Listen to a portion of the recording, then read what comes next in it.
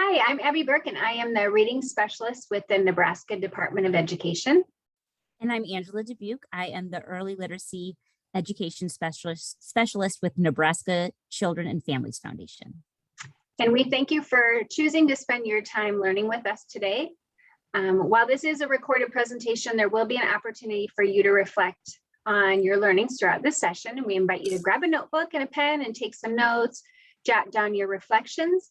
We'll also pause throughout the presentation to provide time and space for reflection. And today's focus is Foundations of Reading. We are going to share with you the revised English language arts standards and their impact on instructional practices.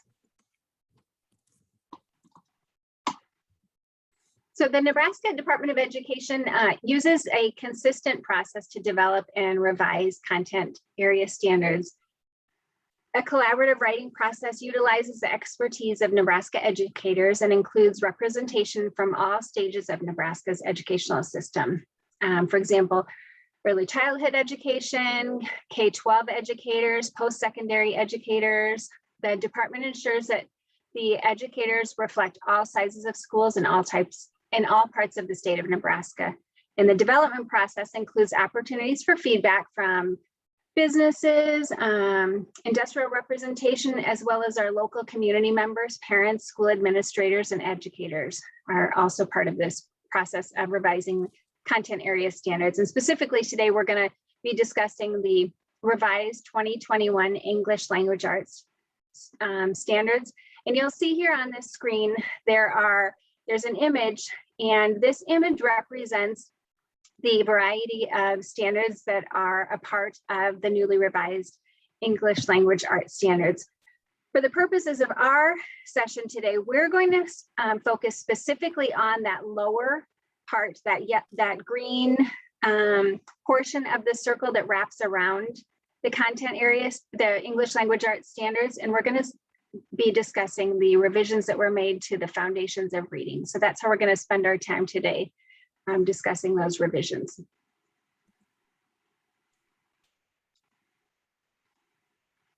So as we were going through the revision process for the new standards, we really drew from a research base of human cognition, motivation, and student learning.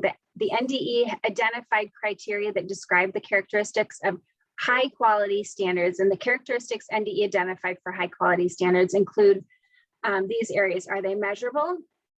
Are they appropriately challenging? Are they connected? Are they clearly worded? And are they scaffolded, and are they specific? And as the writing team worked to revise the Foundations of Reading strand, there were definitely opportunities to build on the legacy standards, of the standards that were created in 2014. In particular, the quality checks that we did indicated that some of the previous standards weren't always necessarily easily measurable. There was some misalignment in terms of scaffolding, and the research also informed the need for us to increase specificity across the Foundations of Reading strand. So hopefully, as Angie and I are talking today, you'll notice these intentional revisions during our time together. So this year, we are engaging in the process of exploration of these standards. The Nebraska Board of Education adopted and approved the standards, in September, I think it was September 2nd, 2021.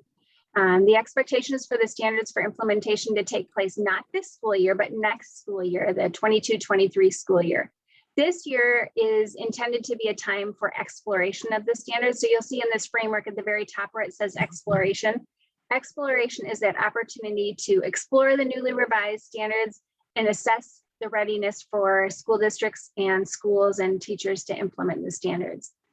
During this stage, time and activities are really focused on building understanding of the newly revised ELA standards, as well as the instructional shifts that are reflected within our standards. This stage also is an opportunity to communicate strategies to build awareness and guide decisions related to making decisions for implementation at the local level. So as Okay. we were, sorry, Angie, as we were revising the standards, we really leaned into the research. And so Angie's going to talk quite a bit about the research that helped to inform the revisions that were made to the Foundations of Reading standard. Awesome. Thanks, Abby. Yeah, so this is going to be kind of more of the why behind the revisions and looking at now that we have access to even more evidence-based practices and evidence-based research. A lot of times the research helps us to understand why we're making these shifts. So as you can see, this is the brain. And one thing that the brain does is has different types of processing systems that help us when we're learning to read. So this frontal lobe area, the frontal region, is mainly our phonological processing area. So this is where we're differentiating speech sounds as we listen and speak. This is the area for articulation and pronunciation of the sounds in the words. And that's the area that we tend to use in our brain.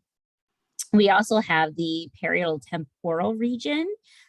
So this is where we do our orthographic processing. And this is probably one of the most important areas of the brain that we use when we're reading. So this is where we're recognizing and recalling written language symbols like our alphabet. This is where phoneme analysis and phoneme grapheme association happens. So sound letter to letter sound.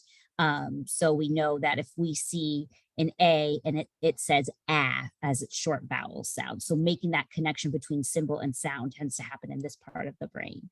It also allows for information about print that increases efficiency of word recognition and spelling patterns. So really getting into that automaticity from decoding a word or sounding out a word to it becoming an actual sight word, which is a word that we can recognize at first sight.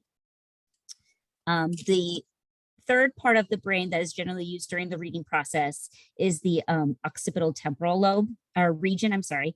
And so this is where the semantic processing is happening. So this is where we're interpreting the meaning of words in and out of context. We are using the skills of letter word recognition, fluency, and language comprehension.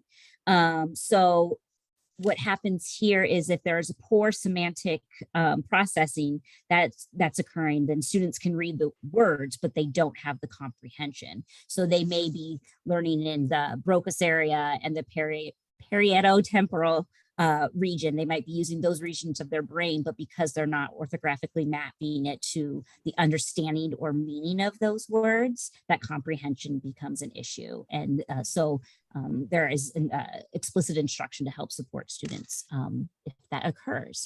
So like I previously said, we generally use all three of these areas when reading. So all systems have to work fluidly and to support the development of the levels of word reading, areas, developmental levels of word reading. And so what happens is our students with dyslexia or other reading deficiencies really rely heavily on their phonological processing system when reading. And so they have underdeveloped orthographic and semantic processing systems, or they lack the ability to orthographically map sounds to words. So we're thinking about the way that students read. If they don't understand the symbol to sound correlation, they're going to rely heavily on using other factors in the text to help that support their reading. So another way to take a look at this is through Scarborough's rope. So this helps support the simple view of reading, which is word recognition plus language comprehension, which leads to skilled reading. And we're going to focus a lot of our discussion on the foundational skills today. And part of that is our word recognition skills. And as you can see, so the lower strands of that rope work together to support sight word reading. And remember that sight word reading isn't high frequency word reading. Sight word reading is words that no longer require the reader to decode. They're no longer dependent on phonemic awareness and phoneme grapheme mapping. That word becomes just known. So that requires letter sound knowledge with effortless and immediate retrieval. And so the strands kind of start off as separate as the student continues to receive explicit systematic instruction. those strands become intertwined, leading to increasing automaticity and proficient reading fluency. So this is another example of the why in which we looked at evidence-based practices and instruction to help us in determining the revisions to the standards. So one of the most important the most important standards was looking at the shift. So the standards are not an ends in themselves, but a component of achieving a vision of excellent and equitable teaching and learning that ensures success for all our students. So implementing the newly revised ELA Foundations of Reading Standards will require a key shift in the classroom practice in consideration of curricular materials that are essential to realize the vision of excellent literacy instruction. So we've highlighted some of those keywords such as the science of reading, scientifically based research, the foundations of reading, sequenced progression of skills, and a systematic cumulative approach when determining what skills need to be taught and with what intensity, is what I'm trying to say. So one of the big things that we want to take a look at is the difference in approaches to how students read. So this is a comparison of meaning emphasis approach to a code emphasis approach. So what we mean by meaning emphasis, one example is balanced literacy approaches in the 3 cueing system. Code emphasis approaches are going to look more like our structured literacy practices, where we're based off of the alphabetic code. So we put together kind of a highlight of what different requirements of what students need to know, what that looks like in these different approaches. So when we talk about phonemic awareness, we're talking about, again, that grapheme, that phoneme understanding of words and sounds in when you're listening and speaking. So balanced literacy doesn't generally have a focus on phonemic awareness. It's not part of their explicitly taught instruction, whereas structured literacy emphasizes on mastery of these skills and sees them as pre-reading skills. We also, in balanced literacy, the full range of sound letter correspondences are assumed to be learned naturally. A lot of the approach to balanced literacy is that reading comes naturally and that students just need to be exposed to books. And what we know now through some of the brain research that I shared, but also case studies and evidence has told us that reading does not come naturally, and we need to have explicit systematic instruction on the full range of sound letter correspondence, beginning with simple patterns like CVC words and proceeding on to complex ones. Meaning emphasis approaches focus on memorization of what they call sight words or high frequency words. It's more of you need to recognize this word in reading. You just need to know it and memorize it. Where structured literacy approaches every word through a phonetic patterns. So it tends to talk about certain patterns or certain sound spellings that don't follow patterns. It's just the sound spelling that kids need to memorize in that particular word, but the rest of the word can be phonetically assessed and for its elements. And as so it would become an irregular word, and we would continue to analyze it through that phonetic element. In balanced literacy, when approaching a word a student doesn't know, there's generally a focus on using the first and last letters of the word, a heavy reliance on context clues, using the pictures to help them determine what that unknown word is. Where in structured literacy, the focus of the instruction would be to focus on all of the letter sounds in a word. Context clues would really only help to identify highly irregular words or clarify meaning, maybe of vocabulary that they're unfamiliar with. So it's words first, picture adds to the meaning. In balanced literacy approach, if a student comes across a word they don't know and they misread it, instruction tends to ignore that word if it doesn't interfere with comprehension. Whereas in the structured literacy approach, they receive immediate feedback on the explicit instruction on how to sound that word out. So we always refer back to the phonics piece of that. In balanced literacy, there's a use of repetitive and leveled readers that contain a myriad of phonetic patterns, and they encourage the guessing or memorization of words based off the context, based off of, again, the meaning. And they use what they call guided reading groups. So they're the guided reading approach. Whereas in structured literacy, you're using texts that are referred to as decodable readers.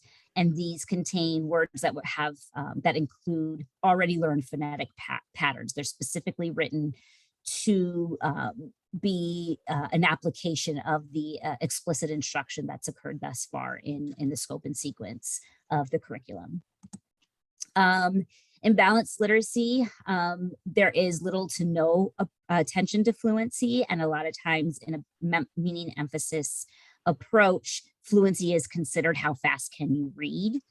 In a structured literacy approach, fluency is consistently addressed because it's defined as accuracy and automaticity of a word or sentence. So it's not how fast you read that word, it's if you are accurate and you can identify that word, and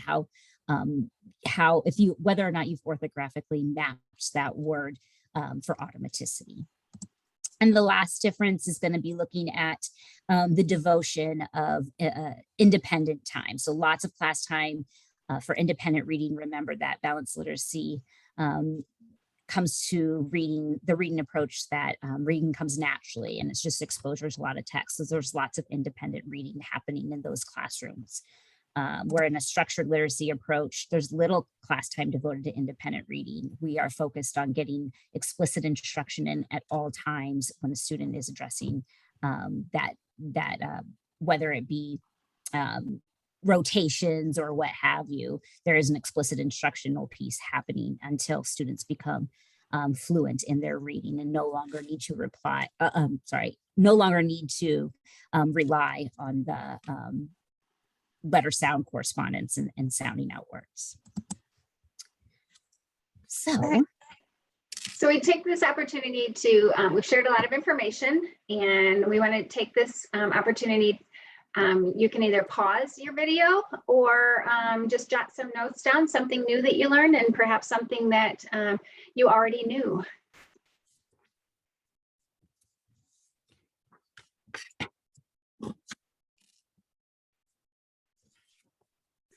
All right, so let's start to really dig into the revised English language arts standards. Again, as I said before, we are going to focus specifically on that bottom part of the standards, the green section there that says foundations of reading. That's the area that for the purposes of our session and time together today, we're going to be really focused on.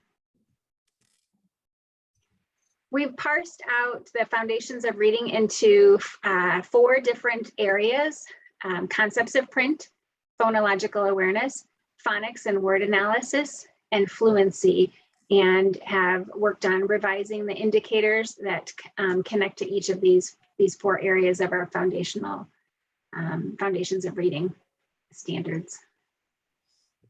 So the first area we're going to look at is concepts of print. And for the purposes of our standards, we define concepts of print as the understanding that print carries meaning, that books contain letters and words, what books are used for, and how a book actually kind of works. So we're looking at how concepts of print influence a child's fluency and accuracy as a reader later in life. So what are the things that need to be in place in order for to inform and support fluency and accuracy for our readers? So you'll see on the screen here, we actually have the standards laid out in 2 different ways on the Nebraska Department of Education English Language Arts website.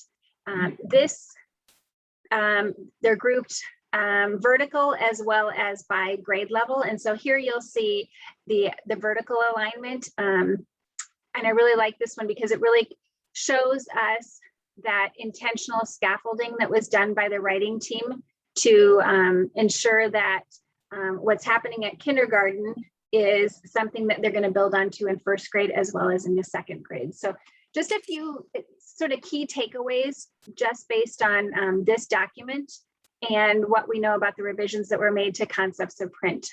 The previous standards relied,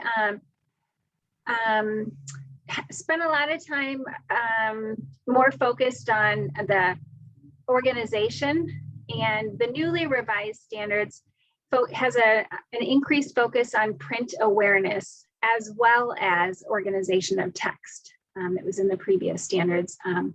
The indicators are, you'll also notice that they build into second grade in the previous standards that we call the legacy standards. There were no indicators in second grade. And what the writing team determined through research, looking at some research, was that it would be beneficial to include that aspects of concepts of print all the way into second grade. So you'll see that's one of the big changes that you'll see in those standards.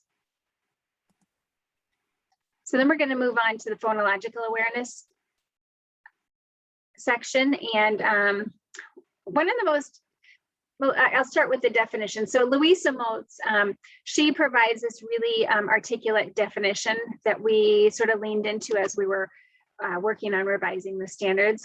Phonological awareness is the awareness of the speech sounds that letters and combinations represent in order to move from printed word to a spoken word, which is reading, or a spoken word to a written word, which is called spelling. And within that, we have part of a piece of phonological awareness is phonemic awareness. And phonemic awareness is that ability to detect, identify, and manipulate sound units and phonemes and spoken words. So one of the things that we really leaned into and relied heavily on was some of the research that we know around phonemic awareness and some of the updates that really felt like needed to be made in order to ensure that we were preparing our readers, our young readers, to be skilled readers. So there you'll see quite a few changes, some specificity around and scaffolding around the area of phonemic awareness. And we know that phonemic awareness, strong phonemic awareness instruction is helps to support our readers in becoming successful readers. So we really focused in on that area of phonemic awareness. So on this screen, you'll see the legacy standards, which we call the 2014 standards, came from those, compared to the 2021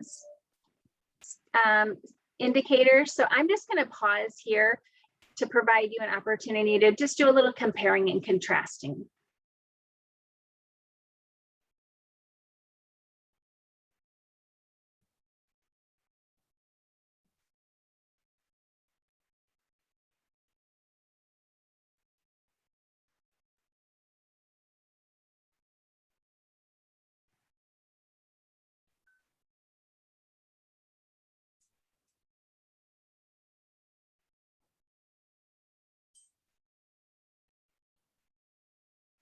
And then I want to highlight a few of the revisions that were made. So for example, as I said earlier, we really looked at, are the standards developmentally appropriate? And you'll see some revisions here. These are the kindergarten standards. You'll notice that, for example, I think it's the 2021 standard where it says, recognize and begin to produce oral rhyming. In the previous standards, we actually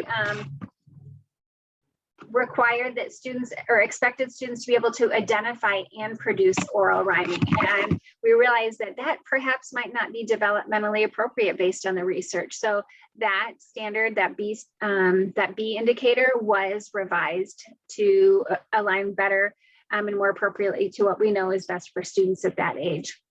You'll also notice there's an increase in specificity. Indicators are detailed enough. We want the indicators to be detailed enough to be accurately interpreted. So for example, you'll notice in the kindergarten standard, I think it's F, it's much more specific. It actually identifies we don't just want students to be able to isolate and pronounce phonemes, but we want them to do it specifically in vowel consonant or consonant vowel consonant words, excluding those that are listed there. So you'll see that 2014 were not quite as specific, and the 2021 standards are much more specific within that area. So we really worked hard to ensure that that we were meeting that criteria that we had set forth. And then here's another example of a big shift in a revision in the standards. You'll notice the 2014 standards, there actually weren't any indicators for phonological awareness at the second grade level. And what we learned and know from research is that it is developmentally appropriate, and it is important to scaffold that phonological awareness all the way up into the second grade. So you'll see that. You'll see that it's also specific and measurable across second grade. So that was a big shift and a big change from the previous standards. While there aren't indicators for phonological awareness beyond second grade, that's not to say that instruction and support is not necessary in upper grades, because as we know from research, there actually is some benefits to instruction at those upper grades. But in terms of indicators and expectations by the end of each grade level, they're only included up until second grade. Okay, so the next element of foundations of reading is phonics and word analysis. So when we're thinking about this shift that students need to become proficient readers, one of the most important components is phonics and word analysis mastery. So this is also one of the most comprehensive revisions of the legacy standards to the 2021 standards. So for the purpose of this presentation, we are defining phonics as the study of the relationships between letter sounds, which are known as graphemes, and words, between letters, the actual symbols, which are graphemes, and the sounds, which are phonemes and what they represent. So phonics instruction is really is required to be systematic and cumulative, as well as explicit and diagnostic. So when we're using these terms, we're referring to systematic instruction, meaning the organization of materials that follow the logical order of language. So the sequence begins with the easiest and most basic concepts and progresses in difficulty. So that scope and sequence would come from your high quality instructional materials, but it would be systematic along the standards as well. And then when we refer to cumulative, we're meaning that each step is based off of concepts previously learned.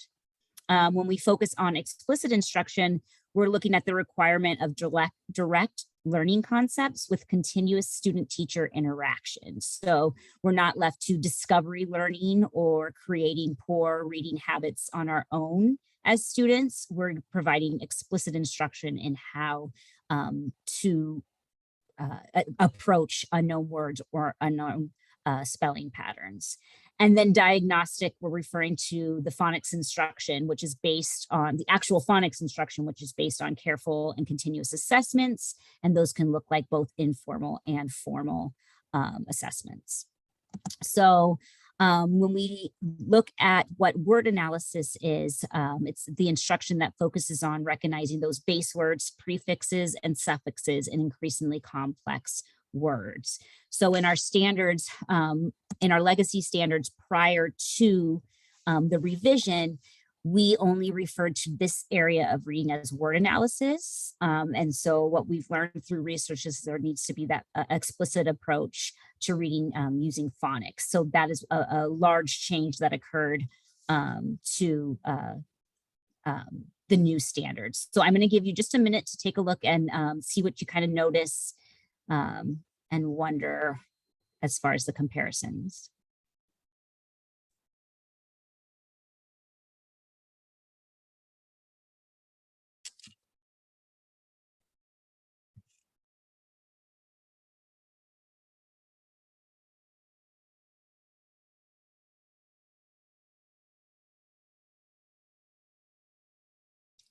So some key takeaways here again is the addition of phonics instruction. And there is under our revised standards, there's a lot more focus on decoding and encoding and less on identifying particular parts of the of words. So we're looking at even a progressed progressed intensity of VC words to CVC words and so forth. So that's what that's looking at, the higher level of engagement within the text instead of identifying or recognizing as the legacy standards approach. And so I was showing it again in second grade. Again, if you look at some of these verbs and the difference, we're looking at knowing and applying, or using word structure, or recognizing and reading grade level text, where in the revised standards, we're focused more on the decoding of different levels of morphology, with variable value teams, two-syllable words, open and closed syllables, roots and suffixes, and then silent letter combinations in second grade. So the last part of the foundations of reading, the last strand, if you will, is fluency. And we are defining fluency as the ability to read with automaticity, accuracy, and appropriate expression. And if we refer back to Scarborough's rope, we understand that those are the skills that need to be mastered in order to be a proficient reader. If there is if through our diagnostics, we find that there is some discrepancies in students' ability to be automatic and accurate with their reading, we can use those diagnostics to determine a student's ability to read smoothly and clearly and what skills they need to continue to master. So fluency is considered the bridge to reading comprehension. As I said, that connection to Scarborough's rope. A student is considered a proficient reader when both fluency and reading comprehension are at grade level. So we chose to show the changes in the standards through vertical alignment when it comes to fluency. And so if you could take a look at kind of the progression of what that looks like per grade level. So give you a second just to take a look at those.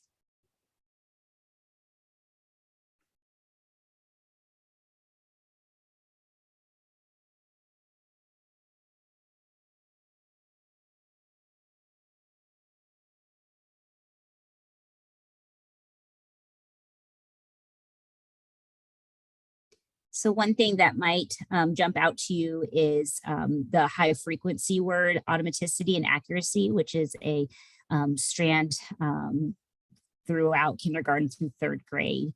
That is one source of words that students can use. It's the approach that's changed, and that's something that we gain out of our instructional shifts, to where we know that we're going to look at a word and its decodability first, instead of memorizing the letters or the word itself, so that we can get into conversations about irregular words, and that some in the English language, some spelling patterns don't match in regularity with all other. There's no consistency in some of our spelling patterns. So that's one thing that we want to take a look at. And there's also an increase in specificity around the scaffolding of fluency throughout kindergarten through fifth grade. So there's an increased focus on expression, increasing length versus the focus on the letter sounds is what we're wanting to progress to starting in kindergarten and on up. Okay, so here's another opportunity for you to pause and do some reflections on the sharing of some of those changes in our standards. So what you appreciate, what you notice, and what you're still wondering.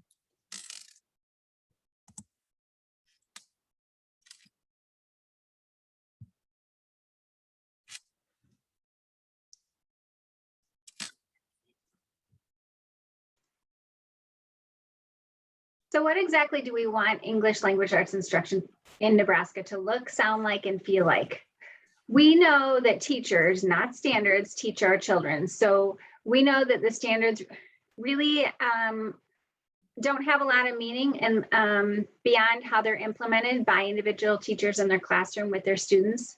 We know that educators need aligned resources, including but not limited to aligned instructional materials in order to make the most of these newly revised foundations of reading standards and to fully realize our shared instructional vision of excellent literacy.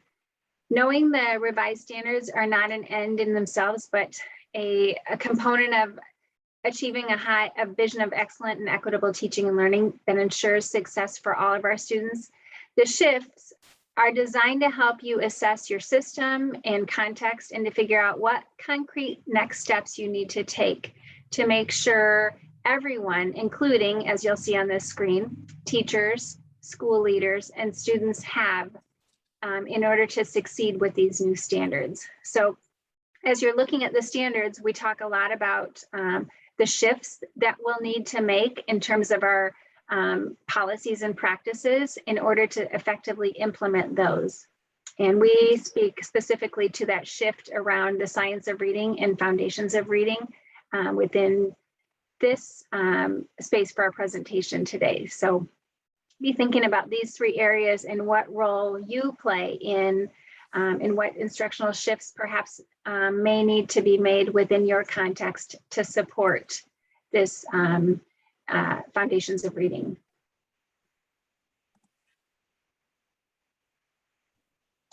We have the Nebraska Department of Education has provided a wealth of resources to support the implementation of the English language arts standards within the classroom as well as outside of the classroom. So we encourage you to go to the Nebraska Department of Education, Nebraska Reads website for additional resources.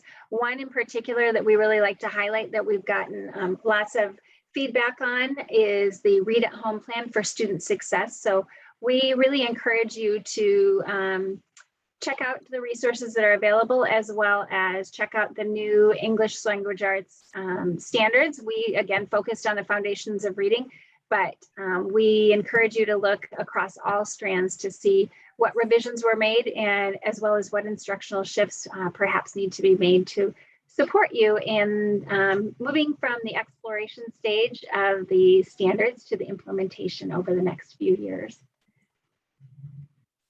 And we want to end by thanking you for choosing to spend your time with us today. And we, of course, wish that we were in person and spending time grappling with these complex issues related to supporting our earliest readers across the state of Nebraska. And you'll see here on this last screen our contact information. I know I speak for both Angie and I. We are here to support you in the incredibly important and complex work that you do in supporting our Nebraska readers. Yep. Wonderful. Thanks, everybody. Thank you.